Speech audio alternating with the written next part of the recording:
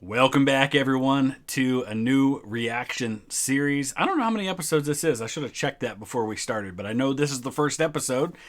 We are diving back into Extra History. They are one of the most popular reaction channels that I react to on this channel.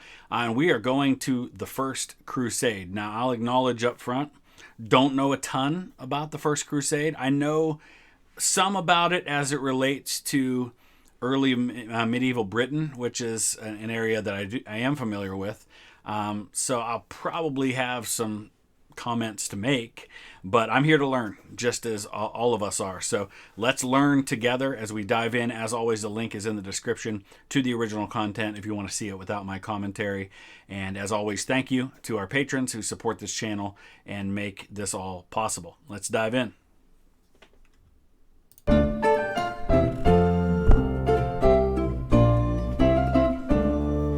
The year is 1095 CE. We stand at the Council of Clermont. In the audience are all the great names of Europe, secular and ecclesiastic. For a moment, there's a hush. The last words of Pope Urban II's fiery speech extolling nations of Christendom to retake the Holy Land from Muslim invaders hangs in the air. Then someone in the crowd shouts, "Deus vult! God wills it!" Yep. The chant is picked up by man after man until the council rings with deafening shouts of Deus vult.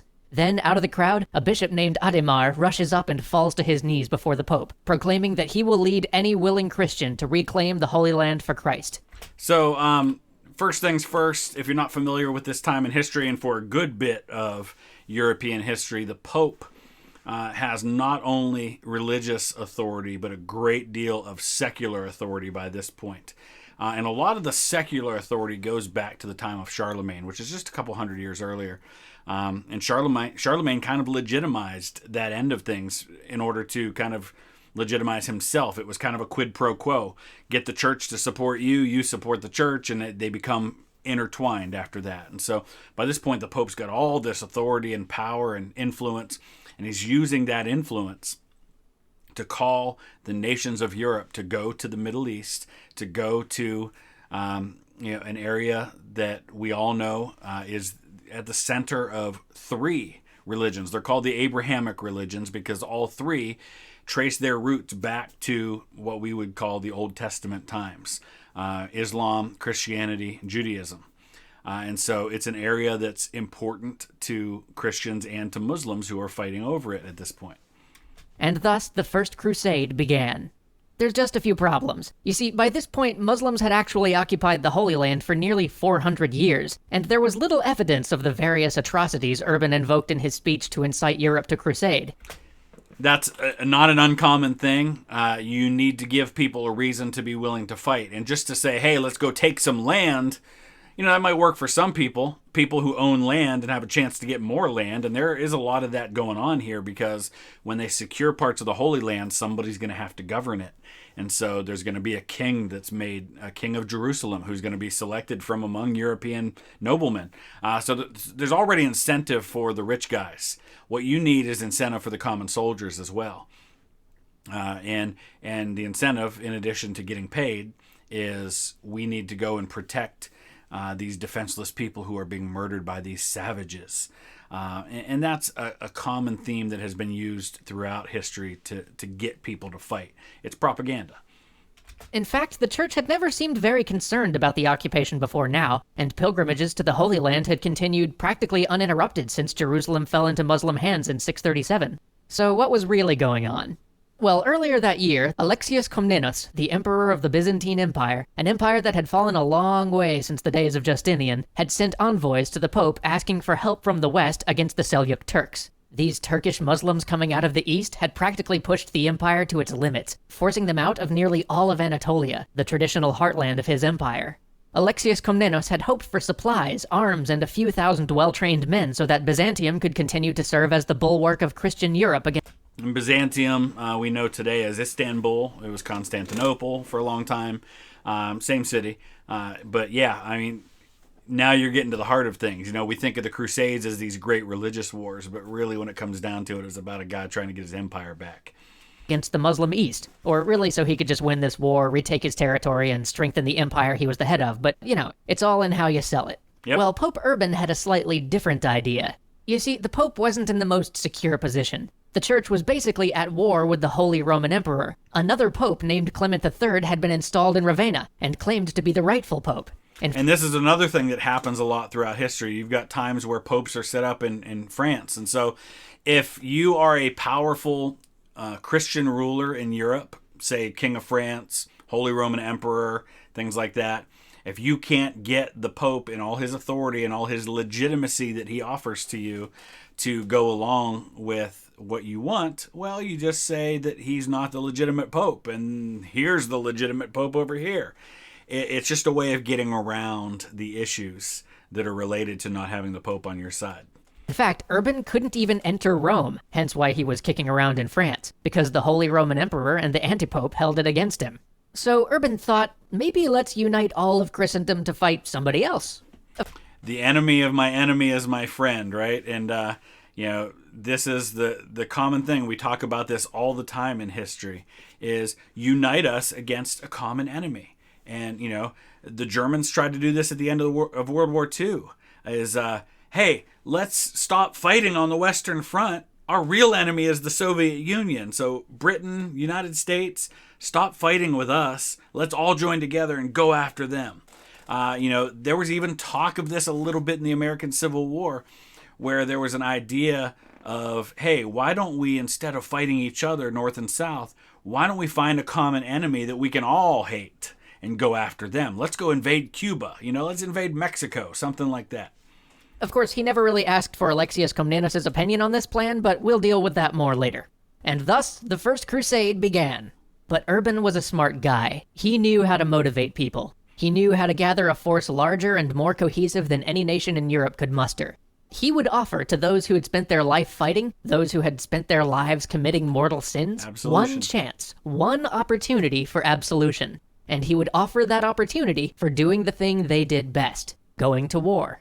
Now, this is no different than why men flew planes into buildings in 2001. It's the idea, and listen, I am no expert on Islam at all, but it's the idea, if you die fighting in a jihad, a holy war, you get absolution. My very limited understanding of Islam is that there are these 5 pillars of Islam, which are the tenets of their faith, like giving alms to the poor, making a pilgrimage, doing your prayers, things like that. And that at the end of your life, that judgment comes in the form of scales, and how you observe those 5 pillars of Islam versus the sins you committed are weighed, and which one ever weighs more determines whether you go to heaven or hell. Please correct me if I'm wrong on any of that. That's my very limited understanding of the faith. The way you get around that judgment then is to die in a jihad, a holy war. Same thing's being offered to Christians here. You've got blood on your hands. You've committed all these mortal sins. You want forgiveness? Go fight in our holy war, and God will absolve you of your sins. And it's not all that different than a few centuries later when you have men like Martin Luther livid over the sale of indulgences, which is in some ways the same thing. Give money for the construction of the new basilica in Rome, and we'll absolve your uncle of his sins, and he can get out of purgatory and go straight to heaven. And Martin Luther's thing was, well, if you have the power to do that, why wouldn't you just do that because you can? Why would you make people pay for it?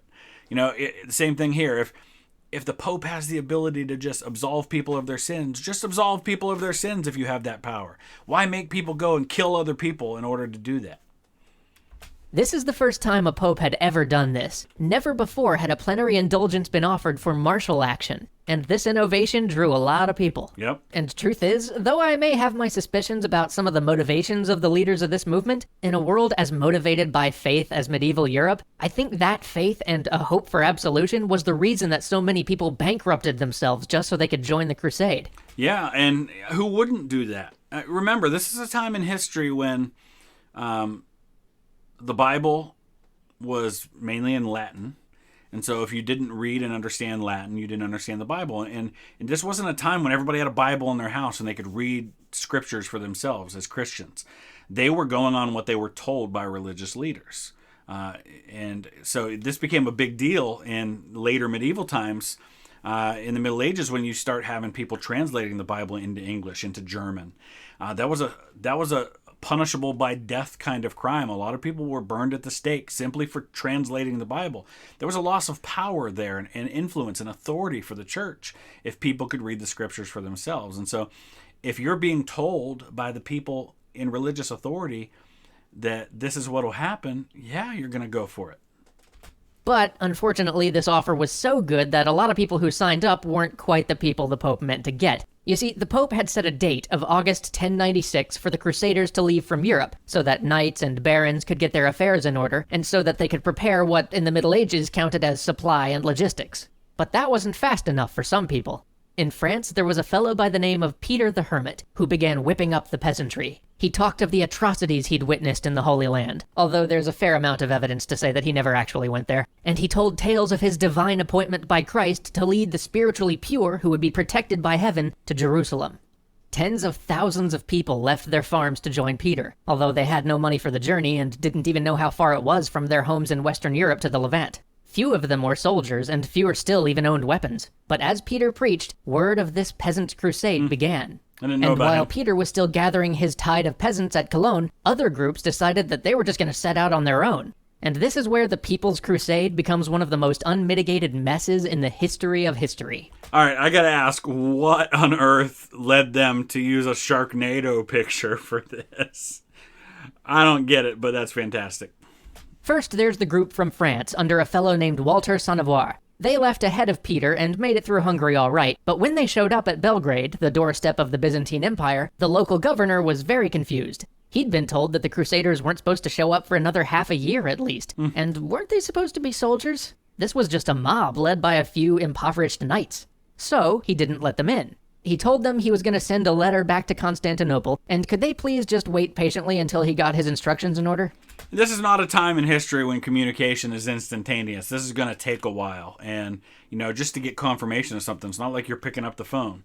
You've got all these people are going to be sitting around waiting, and what do you do with them in the meantime? How do they respond? By pillaging the countryside.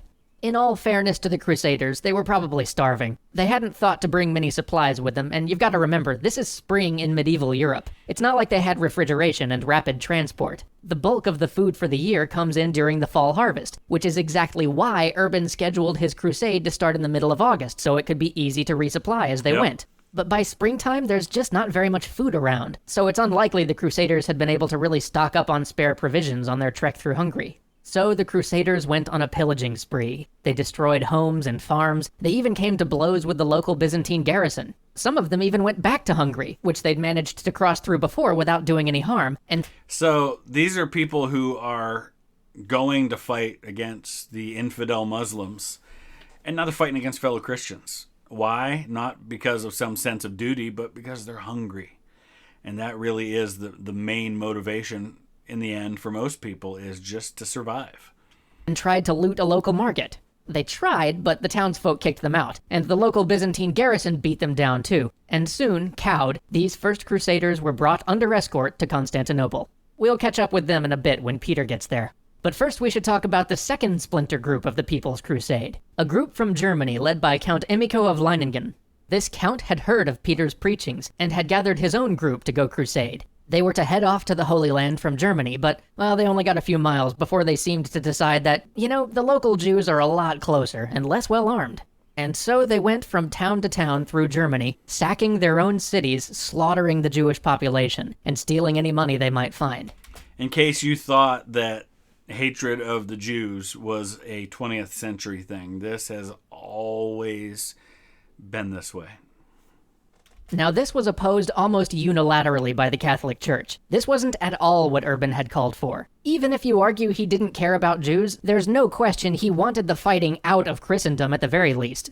Not only did priests and monks preach against this sort of violence, but there are actually heroic stories of bishops opposing these marauding crusaders and trying to protect their local Jewish communities. The Bishop of Speyer gave them his protection. The Bishop of Worms brought the local Jews to take refuge in his home and even tried to fortify the place. But the Christian Crusaders attacked and stormed the bishop's house, slaughtering some 800 Jews hiding there. The Bishop of Mainz did the same, and even ordered the town barred against the Crusaders. In fact, there, the local Jewish population even raised a great deal of gold to give Emico if he would just go away. But Emico took the bribe, and then attacked the city anyway. When word of the attack reached him, the bishop raised his personal guard and rushed to join forces with the governor's militia and a force of local burgesses who had come out armed to defend the local Jewish population. After fierce fighting, the locals drove the Crusaders off, but the Crusaders gathered more men, recruited some sympathetic or bribable townsfolk, and attacked again. This time, the defenders broke and fled. In the aftermath, thousands of Jews were slaughtered.